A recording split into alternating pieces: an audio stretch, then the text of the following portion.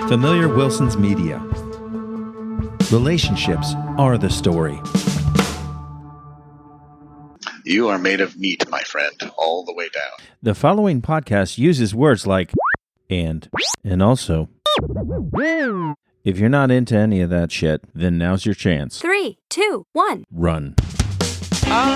Super familiar with Welcome to Super Familiar with the Wilsons. I'm Amanda. And I'm Josh. And Amanda, in the distance are the church bells. And so, of course, that means that the Church of Wilson is now in session. The church bells are ringing. Welcome, everyone. You know, Amanda, I got some exciting news for us to start off. You look so excited. No, this is my sick voice. I just need to tell everybody this is my sick voice. Josh got me sick this week. This is my sick voice. What do you mean Josh got you sick? I was not sick, and you came home from work with 102 fever, and then 3 days later, I was sick. So there's First that. of all, I did not come home from work with 102 fever, because that would mean I was at work with 102 fever. Not the case. I was perfectly healthy at work and fine. Just felt a little poorly. Tired, right? Yes, okay. Okay, so let's just be very careful. And then came home and then developed a fever. And then you were so sad because I promptly came in here and started packing up my toiletries. And you looked at me and you said, "Where are you going?" I said, "I'm moving out. I do not want this bug that you've brought into this house." And you said, "But I don't want to be alone." And I said, "I'm sorry, you can be alone with your bug." And then damn it if I didn't still get it. Who was sick before you or I?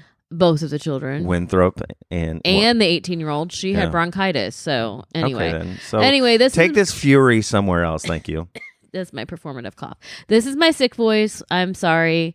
Please accept it. But yeah, I am excited about whatever exciting news you have. Well, we have a sponsor. It's an independent film, and it's our first sponsor. So they actually gave me a copy, like, I guess a radio-based trailer to read. Yes. They're going to pay you to say their words. So are you ready? I'm ready. I'm going to try to get my best, like, big voice narrator guy thing. Is the movie phone guy different than the narrator, than the trailer guy? Okay, you're referencing now Movie Phone, which I think that was current with the Flintstones. I don't know. Yes, you used to call Movie Phone, I'm sure, all the time. Yeah, because I was bored. I wasn't going to the movie. You called it for entertainment? Yeah, and I called the weather guy for entertainment too. Oh, you lonely, lonely girl. Yep. Okay, so here we go. I'm going to try to do this now. In a world. That's pretty good, right? Yeah, you like that? it. Yeah, here we go. In a world of changes, she was a woman who wanted just one thing, to be left alone. But something unnatural had other plans. Her world was changing. The nights grew hotter, the air thicker, and her patience gone. Was it a ghost? An unseen force whispering in the night? Was it an alien invasion? Stop. I know where this movie's going, and that's why I'm laughing.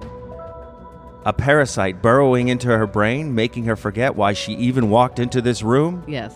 No, this horror was far, far worse. This was menopause. It's so bad. They told her it was natural. They said it was a normal transition. They were wrong. They were male. From the makers of PMS, The Reckoning, and Sleep Never Again comes the true story of survival of one woman against the ultimate enemy, her own hormones. This fall, the heat is on. Rated M for mature and mayhem. Viewer discretion advised for mood swings, random crying, and the uncontrollable urge to commit minor acts of violence against the thermostat. Oh, God, it's my life. Is that a biopic? Huh? Is it? What are you doing to your hair? Do we right say now? biopic or we say biopic? I don't know, but you're scaring me. You're holding your hair out to the sides. You're just holding your hair out to the sides. Because my head hurts so bad that pulling on the roots of my hair seems to relieve some of the pain. Okay, well, hopefully you will get some sort of residuals from that movie and what it makes. Something from this nonsense that's going through my body. Let's be certain that it's probably going to be 16% less than a male would make had he, been the good. the topic of the movie. So there you go. Yeah, sorry about that. You're just looking miserable. Well, I am miserable. One, because I have whatever this cough nonsense is. And two, because, we're just sitting at a lovely breakfast this morning. And then all of a sudden, it's like I'm burning from the inside. If you've not had hot flashes. I have a good friend who's been through menopause and she didn't get any hot flashes. And I don't know how she did it. But I have them. I have another friend who is going through them. And they come out of nowhere. They make you feel like you are burning up from the inside. You know how when you drink too much and you start to get hot and flushed? Yes, although it's been a while. It's like that, but without any of the benefits of like feeling buzzed or whatever. Like it just all of a sudden you feel hot and flushed and then it goes away, but it's miserable. Cool. So everyone keep that in mind as you're listening to Amanda, this podcast. She is miserable and she is doing this for you. I mean, let's be clear. I'm doing it for you. That's right. I'm pointing at you across the table. Okay, so last week we did talk about how we went to the local Ren Fair, the yearly Ren Fair here. Is there a difference because ours is called a medieval fair? The Renaissance and the medieval are two different periods, but these people do not care. These people at the Ren Fair are experiencing a renaissance. Let's be very clear. The costumes did not disappoint. And I told you that there would be costumes having nothing to do with neither medieval periods or the Renaissance periods. My favorites, though, were, and I think I talked about this, were like you had the Mandalorian done medieval style, which I think is always cool and imaginative. Yeah. I so appreciate the work that are put into these costumes. Then you have a guy who was dressed up as the Kool-Aid Man. He just bought that from Party City when it was going out of business, is what he did. Right, but it was like Kool-Aid Man on Ozempic because it was like just thin costume that was just drooping down and you could just, like it was a full body suit, but you could just make out the smile that a little worse for wear. I think that was the most interesting costume that I saw there. I did see at least 2 or 3 people dressed up as the Travelocity Gnome. I did not see the Travelocity Oh, yeah. I gnome. tried to point that out, but you were very grumpy. I was grumpy at the medieval fair. I was so grumpy. I was mad because I romanticized this medieval fair. I've been going to it since probably the late 90s, right? And it used to be out at the fairgrounds and it was big and it would come for 2 weekends and traveling companies would come in and do it. It was a big deal. Knife throwing and they'd have those... like basically the swing ride, but it's, like a guy spinning you around kind of thing. Really, really fun. And now it has moved locations a couple times, and now it's down at a really lovely park, but this park was not made to house this fair. The sidewalks are really narrow, and then you're having to walk single file down these sidewalks. You dropped us off to go find parking. Immediately, the 18-year-old said, I need a funnel cake. I must stand in this long line of 100 people. So I took the 8-year-old off to try to find something for him to do, and all he did was complain. Then he finally didn't want to be there. No, he was miserable. And then he finally found like an icy slushy thing. So we got in this line, but then you came up and said, no, we're not doing this. And why did you decide we weren't doing this? You had to grind the ice yourself. He was letting each of the children shave the ice. And you were like in some medieval like looking thing. Right. Yeah. So we were 20 people deep and it was this one, bless him, older gentleman. This maybe was like the family business that's been passed down from his grandfather and whatever. But he could not give 2 rats' asses how slow things were going, and so he was very slowly loading the ice up on top of the thing, which, by the way, seeing him tip the ice up on the top of his ice hopper, like, stressed me out because I didn't know that he would make it and it would come tumbling down and we'd have a problem. No. The children were moving right? Weren't the children shaving the ice? And the people were like having turns to shave their own ice, not a euphemism. So like it was going to take so long. So then he was pissed because we got out of that line. So you thankfully, very kindly took him away to the playground and I went and got in line to get fish and chips. And then the 18-year-old finally at the front of the funnel cake line, Mom, they don't text me. Mom, they don't take cards. So I have to get out of my line to go over there and do Venmo from my phone to pay for the funnel cake. and then go back to the end of the fish and chips line. Like I didn't get my spot back. I had to go back, and like 10 more people had joined. Then waited in this line. But I was just so mad because I romanticized this, and I was like, this will be great. We can get out of the house. The 8-year-old will love it because he's super into Harry Potter, and he'll like the living chessboard because it'll be like wizard's chess. And you were like, I don't think it's a good idea. And I was just Wait, what? You said you didn't think it was a good idea. Yes, no, I'm telling the whole world you were. And so I think I was pissed because you were right. 1, I was mad because I was miserable. 2, it had been lovely weather and all of a sudden it was freaking hot. 3, I almost said 4 because I was mad about that one twice. 3, I was just mad that you were right. Like I wanted it to be lovely and it wasn't. And so I was unhappy. So I took a picture of the Kool-Aid guy, and in the picture, he is looking at me so angrily for taking his picture. Dude, you rolled up here in a janky ass Kool-Aid pitcher costume and you are asking for people to look at you. So I am going to put a sticker over his face and give you that picture to put out on the socials because I'm still mad about the Renaissance Fair. Yeah. Medieval Fair. Whatever. And then the beer tent didn't even take cards. Nothing took cards. I had to go to some scary ATM and get cash out for a $6 beer. I was mad about all of it. Yeah, and you didn't even finish the beer, did you? Or did you? I had 1 beer, and then because I bought 2 beer tokens, one for Right. me, one for you, and you didn't want one, and I wasn't going to let it go to waste, so I got the beer and drank like 3 sips and threw it Here's away. the thing. Once we got there, I desperately wanted to be wrong. I wanted to be wrong You about weren't. what I said. You weren't. And so, weirdly, I was the one trying to snap you out of it, out of the bad mood, and to get you to enjoy your time there. I should have gone as medieval menopause maiden. Oh, That is man. what I'll go as. The next lines year. would have cleared. They would have seen you, and then all of a sudden it would have been like the Red Sea parting in front of little old Moses there. I don't know that we'll do that again. Unless they move it. I don't know that we'll do that again. Or if we do it, then just know what you're in for. Yeah. That's the thing, is just setting expectations. Because once I got there, and especially since I saw that if I took my traditional role of being the grumpy one, we would have had a terrible time. Once I was like, okay, I gotta be Mary Poppins about this, then I was fine. Because I expected that it was going to be a cluster. It was. And it was. So, part of it was, though, is that I actually did happen to find parking right across the street. And so for me, that was a huge win. Yeah. And so I could have stepped in shit and still been happy that, at least I got this really good parking. So All right. Well, I'm happy for you. Oh boy, the 8-year-old was hot too. We were both hot. Well, that does speak to the fact that I am impressed by the tremendous commitment by a lot of these people. It was hot, and it wasn't Florida hot, but it was normal place hot. Yeah. Because we've still had this cold weather.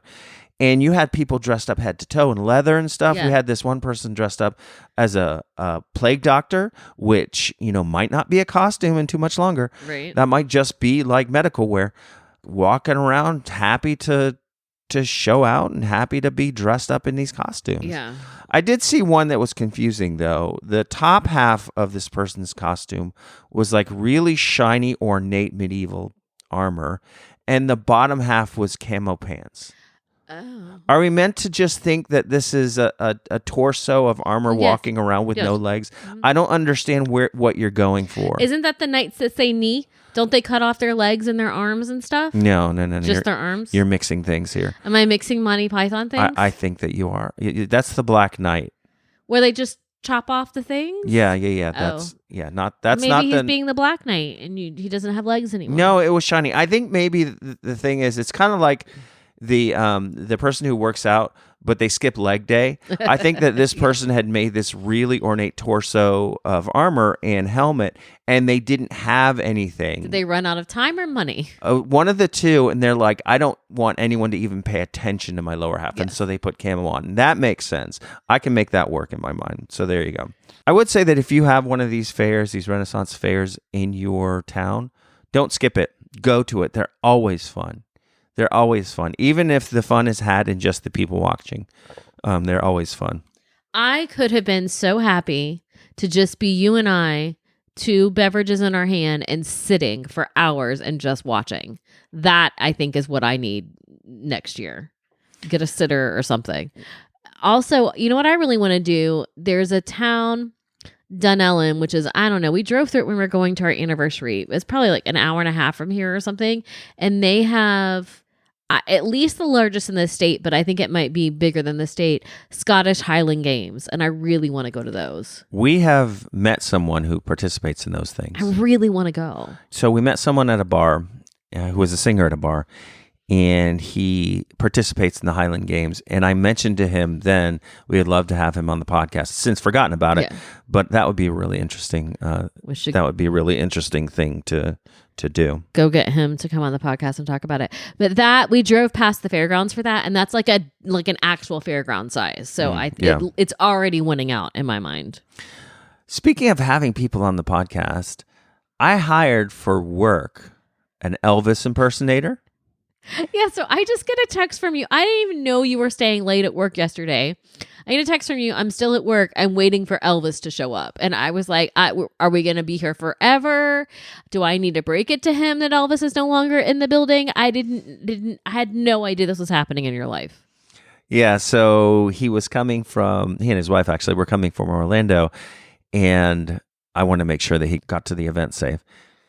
And I wanted to meet him anyway, because not only is he a performing Elvis, he's British.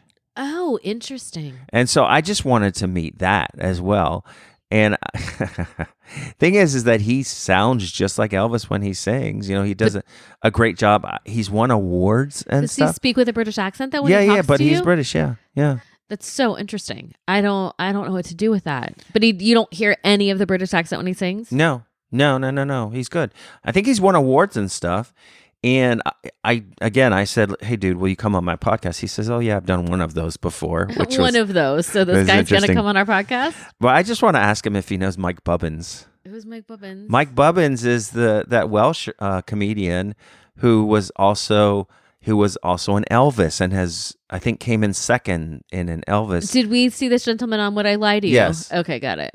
Anyway, I got his card, and we're going to have him on because I really want to know what life as a traveling Elvis is like. Well, do you go to, what if you don't get any bookings? You go door to door and just like ring the doorbell and... like it's just a traveling Elvis salesman? I have a couple questions before we move along. Go ahead. Did his wife dress up like Lisa Marie? No, well... I mean, no. I don't know that there's Priscilla, Lisa Marie's his daughter. That would be weird. That would be weird. Priscilla? I don't know that there's any sort of accepted costume for Priscilla like there is with Elvis. Okay. Was she British? Yes, she was. And how did they wind? Well, I guess we can ask him this on the No, we don't know. on the podcast. All I in the know, US? all I know from their accents is they're from the north. That's all I got. And they said we must go live in Orlando because this is the epicenter of the work for Elvis. I mean, Orlando as a place for entertainment is a pretty good place to be. It is. Yeah. So there you go. Lots of things to look forward to. And also still working on getting Samurai the Capoeira Master on. So there you go. Samurai's great.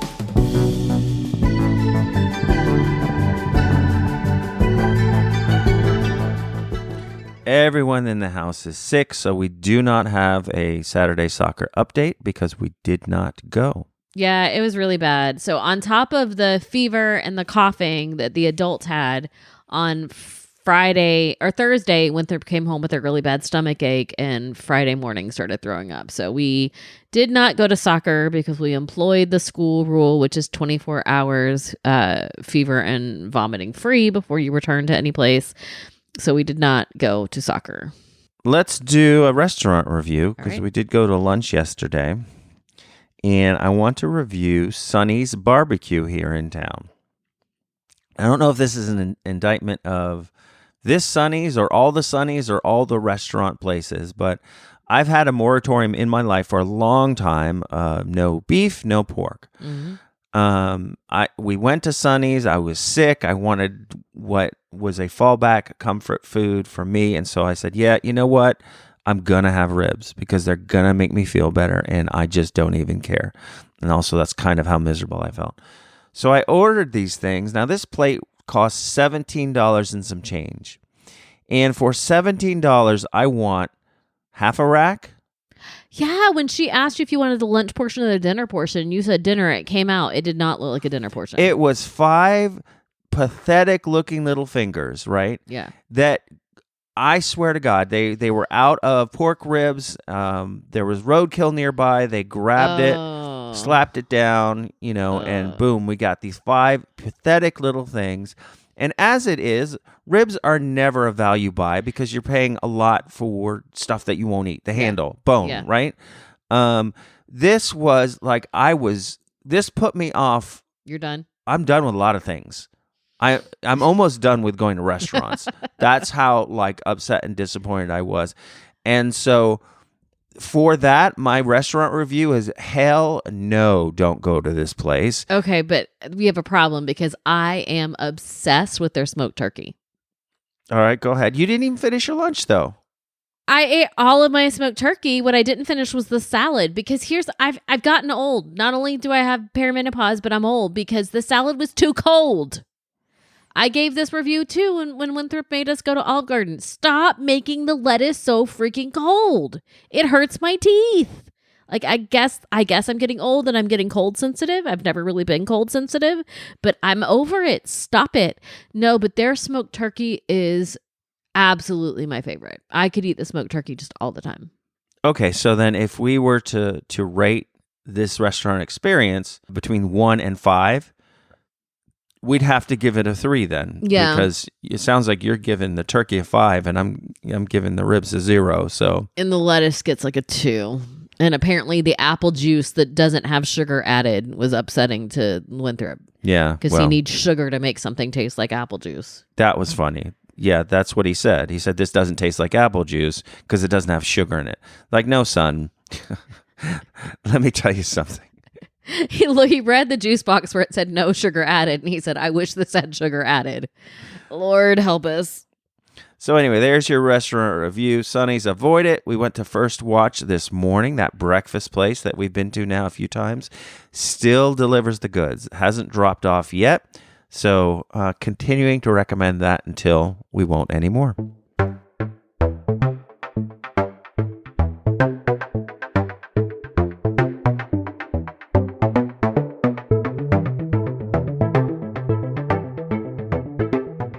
What time is it? Game time!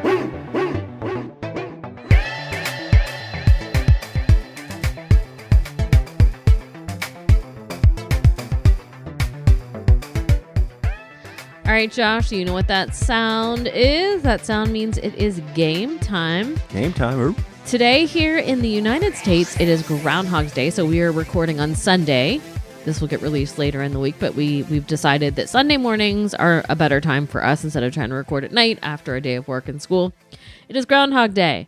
Now, I don't know how many of you out there other than Americans and Canadians celebrate Groundhog Day, but here in the U.S., it is a holiday. I have a Is it though? Is it a holiday? Are there special meals that people have around it? You gifts? Are people off from work? No. So holiday or quirky observance? Quirky Observance Day. There you go. I have a quiz for you. Quirky Observance Day quiz for you. Are Go you ahead. ready? Yep. All right. So some of these are holiday related questions. Some of these are going to be Groundhog Day, the movie related questions. Okay. All right. Now I need you to keep track of your score Oh, your fingers. You can just do. We got 13 questions. You got 13 fingers on my fingers, yes. Fingers yes, and toes. Yes. I'm actually AI, so at times I have 13 fingers. At times I have 7. Who knows? Okay. All right. Now, starting off super easy, but this is also a little bit of educational for our friends who do not celebrate Quirky Observance Day. For those of you weirdos who don't observe it, go ahead. In which U.S. state does the official Groundhog Day celebration with Puxatawny Phil take place? Now, I do have multiple choice, but if you don't need it, I won't give it to you. Isn't that Pennsylvania? Correct. It is Pennsylvania. All right. Number 2. Oh, you're not going to read a fact or something about this? So it does take place in Pennsylvania. Do you know the name of the town in which it takes place? Puxatawny. Gobbler's Knob. You are welcome. Oh, I've heard of Yes. Gobbler's Knob. Yes. Not in that context, though. It was a Gobbler's Knob, Pennsylvania. that I What are you wasn't looking supposed up? Don't start looking up answers. I'm looking at Gobbler's Knob. Okay. No, I'm not. Go ahead. All right. This is another really easy one, but this will build the background knowledge for the people.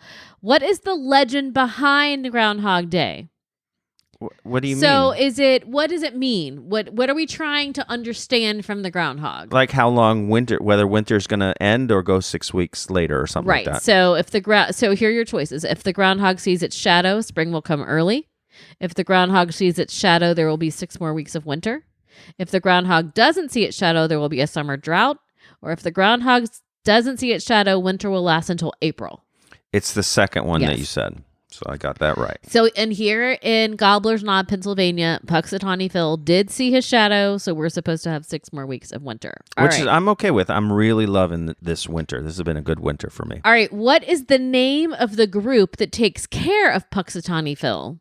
Are they A, the Groundhog Keepers, B, the Inner Circle, C, the Winter Watchers, or D, the Shadow Society? Oh, for crap's sake.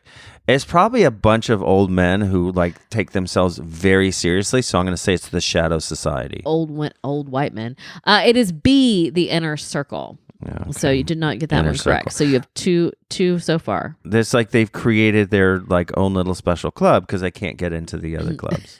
Yeah, so they have the Inner Circle. What do they do for the rest of the year?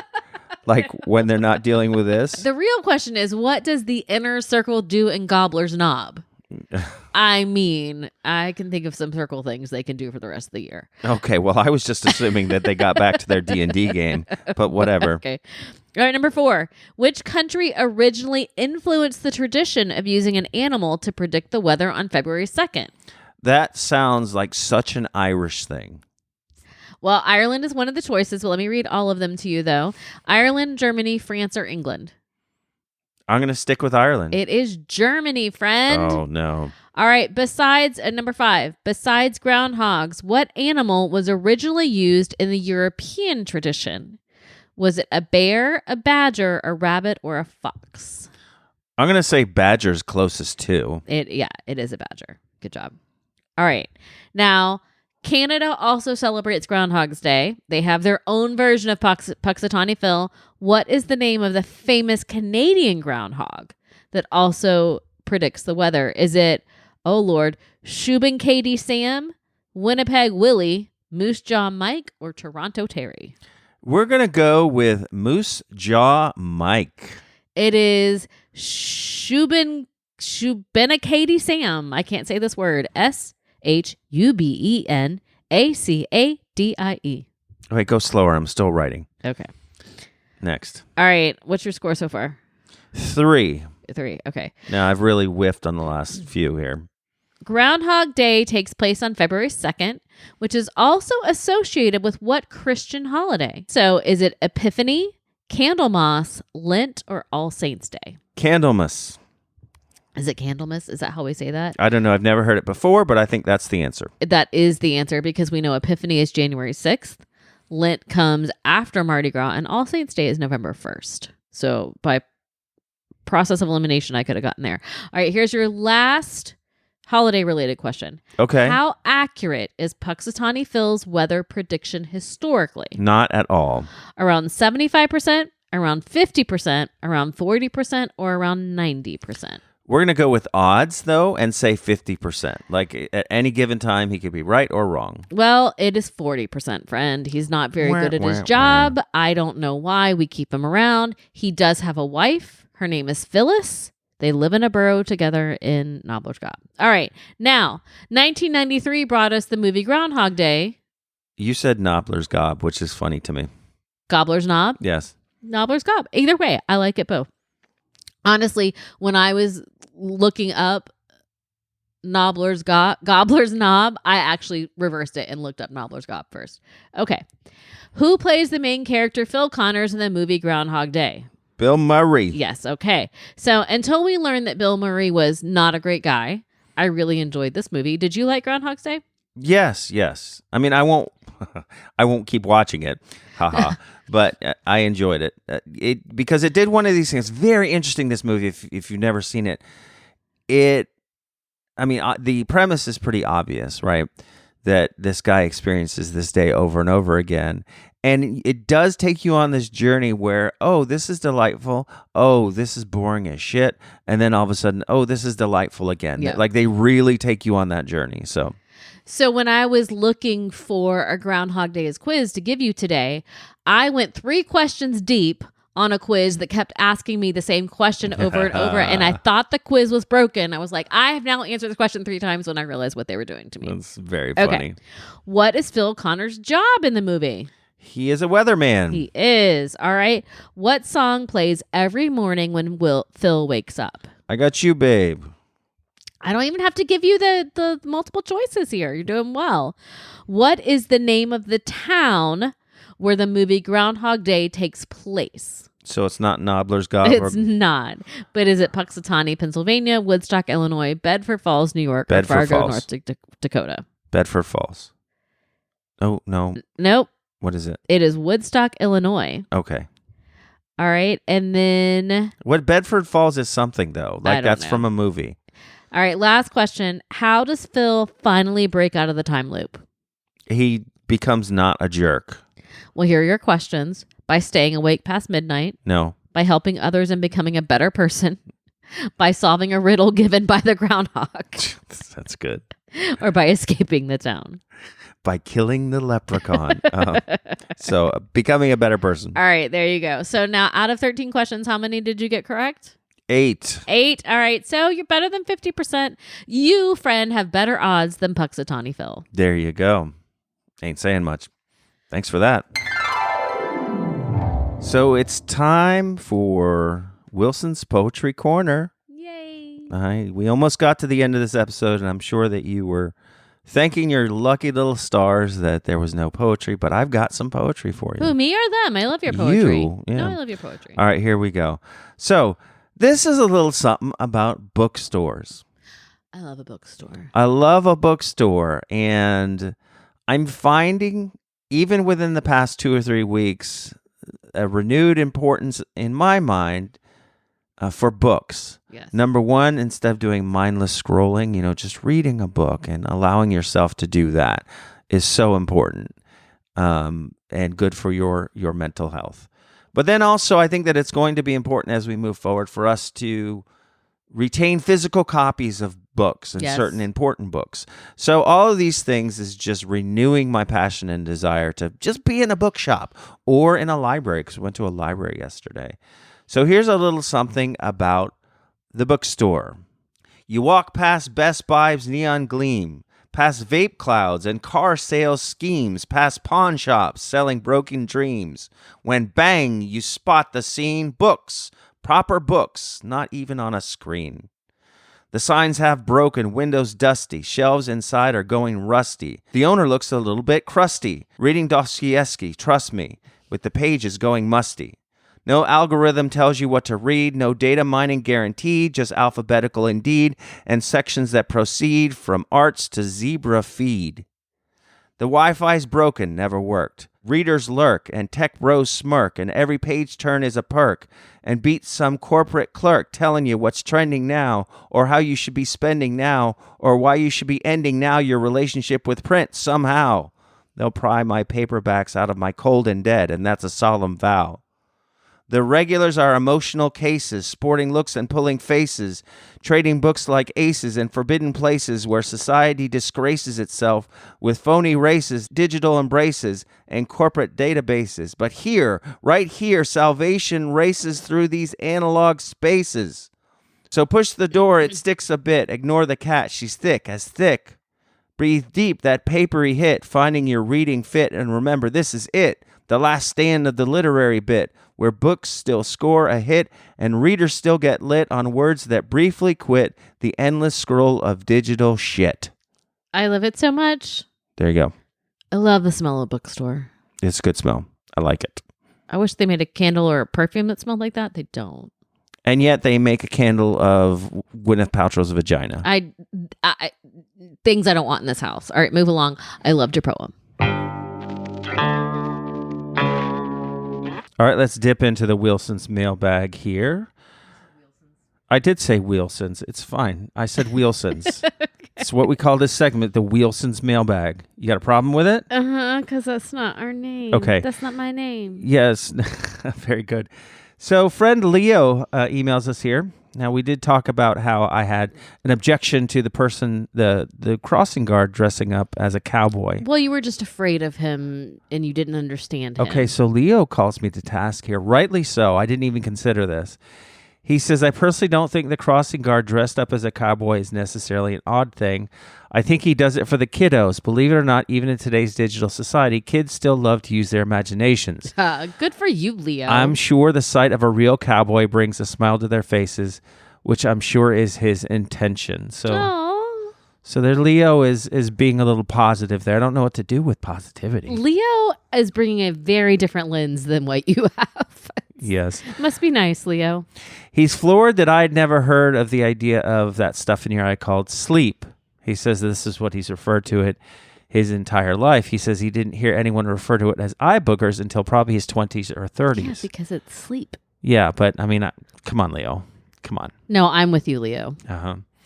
He thinks that people talking on the phone in their parked cars absolutely know that they can be heard outside their car, but they simply don't care. He says he stopped the practice immediately years ago once he heard someone else's car conversation. So that's a little self-awareness there.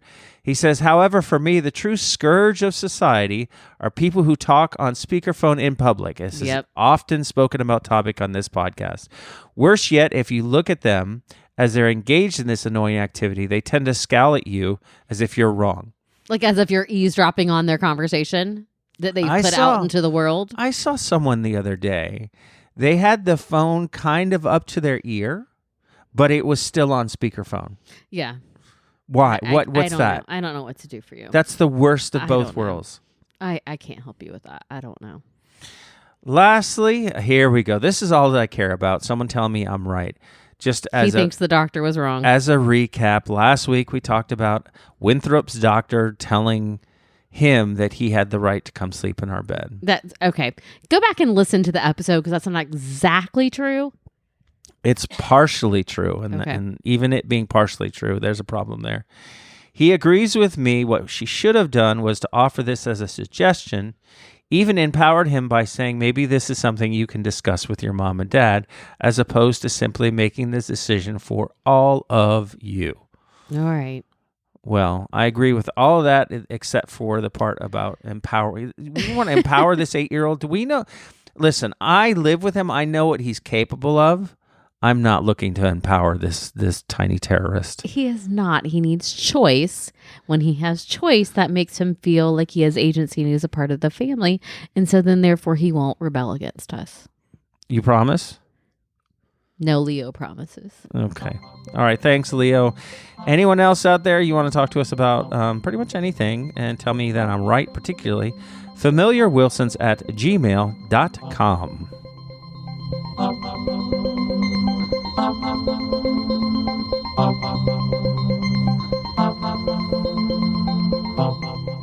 All right, Amanda, that's all there is. There is no more.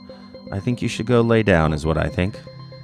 Unfortunately, I very ambitiously emptied a whole bunch of clothes that I need to go through onto the bed, and so now I cannot lay down until I deal with this mountain of clothes. Okay, well, or we can just push it aside. Or you can snuggle on it. It looks very comfy. It is cozy. All right, folks, until next week, take comfort in your friends, your family, your loved ones, and grab yourself a book. Go be kind. Bye. Bye.